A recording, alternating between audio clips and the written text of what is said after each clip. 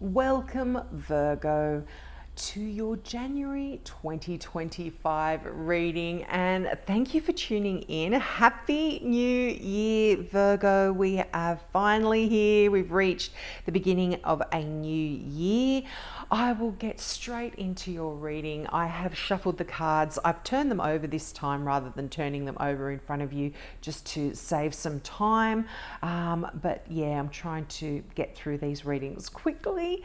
Now, you start out with some wonderful energy of that Wheel of Fortune. What a great card. Now, this card has been coming out for a lot of star signs, and this is a card of luck, of fortune, of things turning in your favor. And I feel like for a lot of you, this could be to do with your career because it's right next to the Eight of Pentacles. And this is the Wheel of Fortune, is that karmic wheel where if you've been struggling, if things have been difficult, I feel like things are turning out in a fortunate way, in a lucky way. And look, for some of you, this can even be a small windfall. I mean, like I said, it's come out for so many cards. I don't think we can all win the lottery, but it can mean a win coming in here of some sort, financially, potentially for you. But the Eight of Pentacles, as I said, this is a card of working hard, of honing your skills, getting better at what you do. This was called the card of the apprentice. So for some of you, as I said, there could be some real fortunate events here that are turning up for you in your work, in your career, in a business that you've been working on. And you've got the Ten of Pentacles here, which is a great card of abundance and wealth. So things can be really working very nicely in terms of your finances. Now, you've got the Five of Swords there in between the 8 and the 10. And the Five of Swords is a card of winning at all costs. Now, this can be you being very, very determined to achieve some goals that you've set. But just be careful that you don't trample everyone and destroy everything around you. You know, the story of the Five of Swords is you in a traditional deck. Did I mention this was the Tarot of Mystical Moments? In a traditional deck, you would see the figure standing there after a massive battle. They've won all the swords. They've won, but they are looking over their shoulder, and behind them, they see the carnage of war, and we often have to say, was that actually worth it?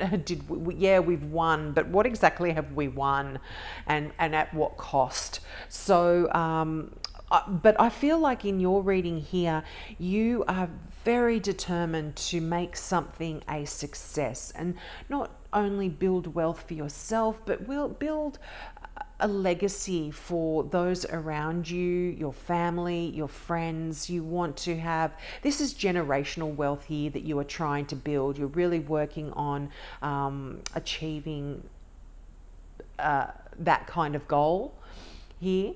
But it's quite lovely. I mean, you see, this can even talk about an inheritance of some sort coming in for you, some money coming in, some family money that is coming in for you if you aren't building your wealth for your existing family. This can talk about money coming in as well. Now, it's interesting, you've got the Five of Swords, which can talk about a bit of a card of conflict there.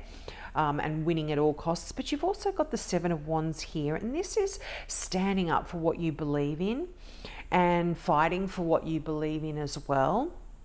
And this card often comes up to tell you to stand your ground. So if you have been, if you've had an idea that you really want to proceed with, or you've got an opinion that is really important to you, this card says if you stand your ground, it does take a lot of strength to do that, to be against everyone around you and be trying to convince other people of your way of thinking. But if you believe in it strongly enough, this card does say to to stand your ground there, and you will be successful at winning other people over, or certainly having your point be heard. But look, if this isn't that important to you, don't let it go, you know. But if it is important, by all means, you stand your ground, and you will be successful here. Now, it's interesting. Now, let me explain. You've got 2 Emperor cards here from the same deck. Now, this particular deck, the Tarot of Mystical Moments by Katrin Wells-Stein, what Katrin has done is she has made a male and a female version of several of the cards. So the kings have 2 versions. There's 2 King of Swords, etc., etc., 2 King of Cups. And she often says, just use whichever one you want to use. You know, if you want to use the female versions, then use those, take the other ones out. But I leave them all in. And the fact that you receive, and I've never seen this. I've been using this deck now for a few years, probably a couple of years, maybe even more. I buy decks all the time, but I've been using these cards for a while now, and I've never seen the same male and female coming out in the same reading, which is interesting in itself. So there's a bit of duality going on here for a lot of you Virgos, but the fact that you've got a king and the 2 emperors, there's real power here. And I feel like you are absolutely calling the shots in your own life. And the Emperor would normally stand for an Aries, represent an Aries. And the King of Swords, I would normally read this as a Gemini, but this can be any air sign, so a Gemini, a Libra, or an Aquarian here. But when we have these powerful figures showing up in our reading, I feel like I said, you are, if they don't represent people in our life, you are going to be taking on these qualities. Now, the King of Swords is highly intellectual. And you know, some people actually read the King of Swords as a Virgo, because Virgos are quite analytical. They're quite strategic. That they're quite intelligent, you know. But this is someone that is able to look at a situation and make a judgment call on the facts rather than allowing their emotions to become involved. So this is really, if this does represent a person in your life, this is someone like a doctor, a lawyer, a therapist, someone in the military, a police officer, someone that you can go to that can give you facts and give you suggestions, or give you ideas, or give you some sort of answer that you are seeking that is not emotional in any way. So that's really good. But you might be called upon to look at your life and your situation in that logical kind of way as well. But really good person, as I said, to go to if you are needing some advice. But the 2 emperors, wow. Okay, now emperors, they are rulers. They can rule with an iron fist, but they are great at rallying people and making decisions and organizing things, you know. And when the Emperor shows up in a reading, you're asked to really put your plans into action. So if you've had an idea, write down lists, make plans, organizations, and then organize things, and then go for it. Put plans into action and bring about your wealth, or your if this is something to do with your work, implement new plans there. But really, these are very, very powerful, energetic kind of cards here. I really love that for you. Now, let's get some clarifying cards out. And I tell you what, if I see the Emperor here, I don't know what is going to go on. Wow, yeah, the Ace of Swords. This is the sword of victory. This is you with a clear mind, new ideas, new ways of thinking, new ways of proceeding. This is clarity, and this is just a great new way forward, new ways of communicating as well. Just really, really good energy in that Ace of Swords. I love it. This sword cuts away any BS. You know, the truth. This is the sword of truth. As I said, the sword of victory. And it stands for new beginnings, mainly within the area of your thoughts, your ideas, the way you proceed logically as well. So that's really, really nice. Energy there as well. Yeah, you might have been feeling trapped. The Eight of Swords has been coming out for a few. I'm going to take these as well. The Eight of Swords has been coming out for a few signs, and this talks about feeling mentally trapped in a certain situation that hasn't been really serving you very much. But the thing with the Eight of Swords that I always say is this is often only in our mind. And if we change the way we're thinking, and look, I see it happening. I feel like these new ideas are a way of you getting out of this feeling of being stuck. If you've been feeling any anxiety, any worry, any stresses, this is a new way of you approaching that and getting out of that situation. You know, I always talk about this figure, you know, and I'll show you closely because this one demonstrates it.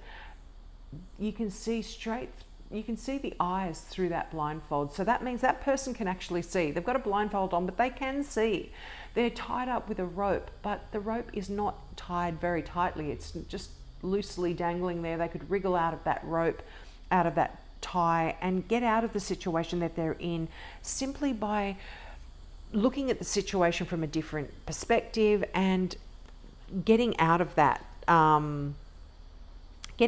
situation themselves. They're not stuck there. No matter what they're thinking, there is a way out. And you know, you've got the Judgment card that came out in that lot there. This is a reawakening. This is almost like a wake-up call. Something is happening here to wake you up and get you out of a situation where perhaps you've been feeling stuck, feeling trapped. It's like that's over and done with now. You're free. Listen to that wake-up call. Listen to the new ideas that are coming in here for you. Your mind is sharp here at the beginning of the year, and you're really being asked to listen to that and take action on that. I mean, you've got those two emperors there, very, very powerful. Like I said, take action on your plans, put things into motion. And look at this, you have got the 10 of Cups. This is one of the best cards in the deck. This is the happily ever after. This is what you've been working towards, Virgo. I mean, like I said, if you've been trying to build your wealth and set up a home and a family life and a stable environment for those that you love, you are going to achieve this. And I feel like if you're going to have new ideas and plans about how to achieve a lot of this as well. And again, this wake-up call that's happened for you, I feel like you are going to realize the importance of emotional happiness here as well. If you've been struggling mentally and perhaps been challenged by your career, you haven't been happy, you haven't been achieving what you want to, I feel like you are going to absolutely see the important things in life and change your focus. And look at this.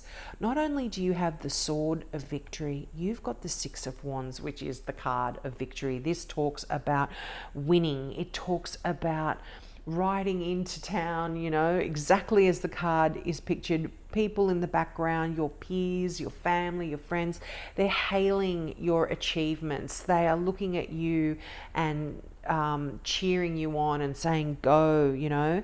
If there's been, look, you've got the 8 and the 9 of Swords. So there is a lot of mental stress, anxieties, worries, sleepless nights, a lot of mental kind of issues here, that really, I feel like perhaps you've been putting a lot of energy into tackling here as well.